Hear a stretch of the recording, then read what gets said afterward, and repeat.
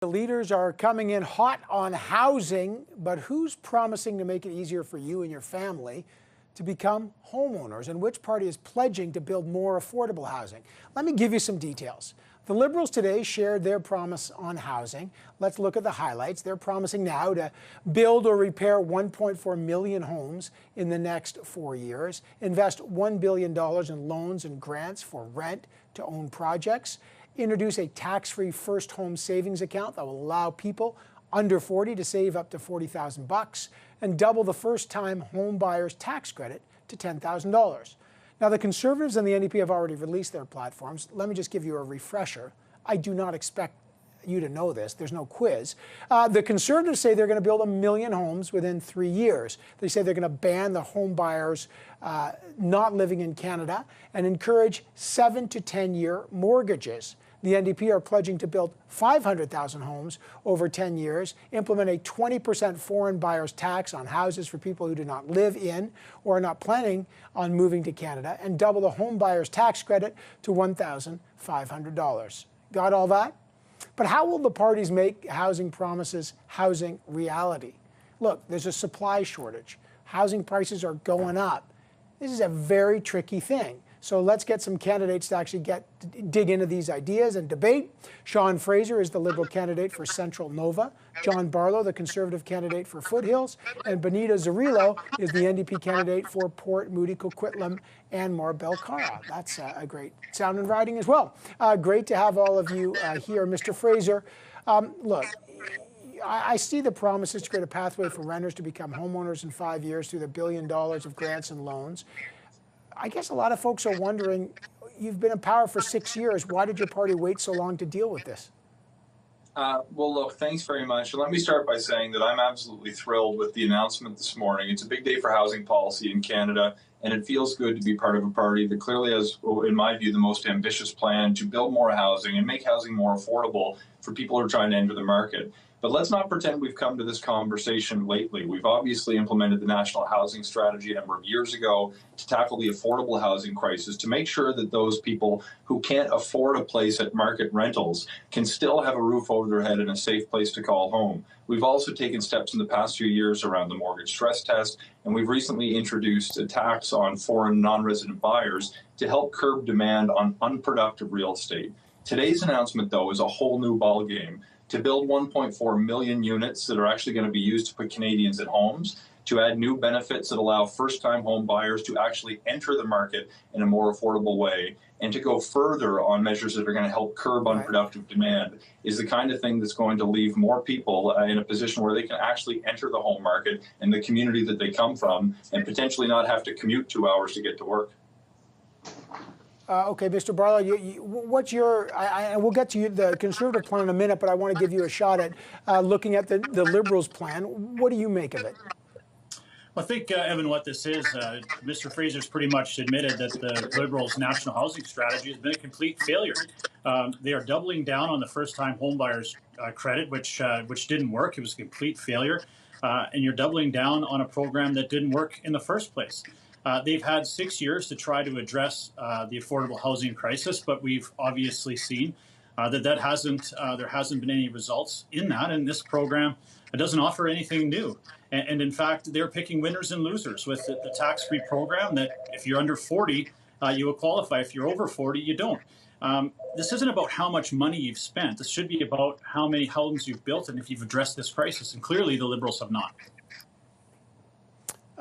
Ms. Zarrillo, what's your take on what they're doing? Yeah, we've been in a housing crisis for the full 6 years that the Trudeau government has been in power. And now we're starting to hear announcements. And really, what we need to do is we need to get people in homes. We have people that are either being rent-evicted from their homes, that can no longer afford their rents, and we can't get young people and families into housing. So we really need to start acting now. It's interesting that, over the past 6 years, we've heard many promises, but we really need to get some housing built. So the NDP is looking at a realistic plan, which was 500,000 units of housing over the next 10 years. We have partners that we can work with in the community. It's working here in my riding in Port Moody, Coquitlam, where we've been able to partner with not-for-profits and developers to get housing on the ground right now. So that's what we're working on with the NDP, and we're ready to do it now. Yeah, Mr. Fraser, the Ontario Real Estate Association is saying that you're going to criminalize families in your new plan because you're going to restrict ways to actually sell homes. They're furious about it. They don't mind actually setting up auctions to sell homes. Well, why do that? Why restrict someone's ability to try to sell a home that could be that will be by far their most important asset and could be their nest egg for retirement? Well, look, if you look across Canada, one of the major problems that our economy faces is growing wealth inequality. What we're seeing is people who own assets that have inflated over the past generation dramatically more than could have ever reasonably been expected, getting wealthier. And the people who are actually paying for that are the ones who can't afford to enter the market now. So we are not restricting access carte blanche to the kinds of sales that take place in the ordinary marketplace. What we're trying to do is prevent the kind of transaction that allows wealthy investors from other parts of the world to treat housing as a commodity rather than a home. We want to make sure that the transactions of real estate in Canada are actually reducing the problems that we've seen across our country when it comes to pricing families out of the marketplace. So with great respect, I'm not going to take lessons from folks who try to tell us that we should be continuing to allow wealthy investors from other parts of the world to hang on to condominiums and drive in our largest urban centers, driving up the price for everyone else when they never have an intention to have a Canadian live in that unit. Let me just quickly drill down on the Conservative plan. And I'm trying to get, I mean, I know you're all making big promises here. Mr. Barlow, I know the Conservatives say they're going to build 1 million homes over 3 years. You and I both know 750,000 of those are going to be built anyway. That's the annual housing starts, about 250,000 a year. So, you know, you're really talking about trying to build 250,000 real new homes, if that's possible, not the million. I just want to make sure people understand that. But your party plans to, one of the things you're trying to do is encourage buyers with a 7 to 10 year mortgages and easing up access to that. Doesn't that create more demand, and doesn't that drive up the cost of homes? Can you just explain how letting more people access mortgages, doesn't that increase demand at a time when there's no supply out there? That just makes houses more expensive. How does that work? Well, I think first, Evan, we don't want to manipulate the market as the Liberal plan is doing, which will decrease equity in those homes.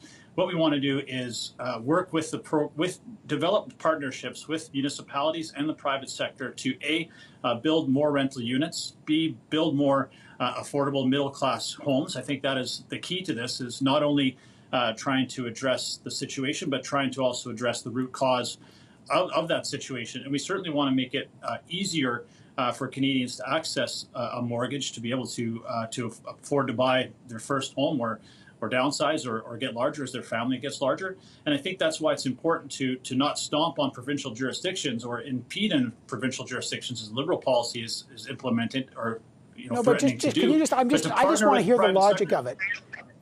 Okay, but the logic is you're not creating that much supply. You're adding 250,000 homes in 3 years. That's basically what the plan is. But you're giving the tool to make mortgages more accessible, so you're going to drive up demand when the supply is slow. Doesn't that automatically actually increase the price of homes? Are you at odds with what you're trying to achieve here in that plan? No, we want to address the affordability of homes, Evan, and the affordability is one of the major factors here. So it's not necessary. We want to address that root cause to the pathway to home ownership. And one of the problems is accessing mortgage, and the Liberals' mortgage stress test has been a disaster.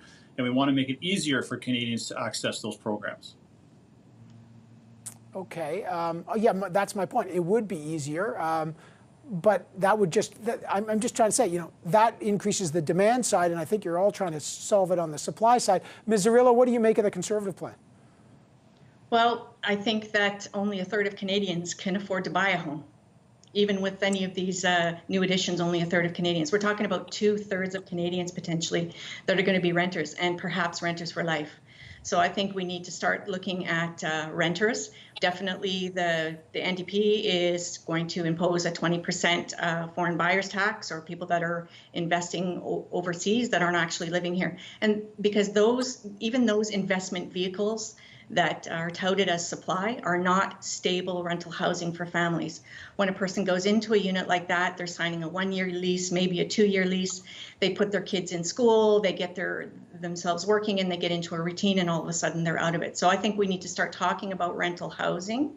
We need to start talking about the fact that the Liberal government and the Conservative government before them and ongoing Liberal and Conservative governments have not invested for decades in purpose-built rental housing.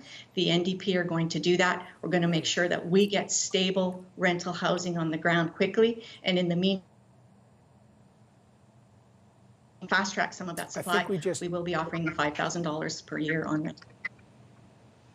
Mr. Fraser, you want to comment? Just to be fair, I want your comment on the Conservative and the NDP plan.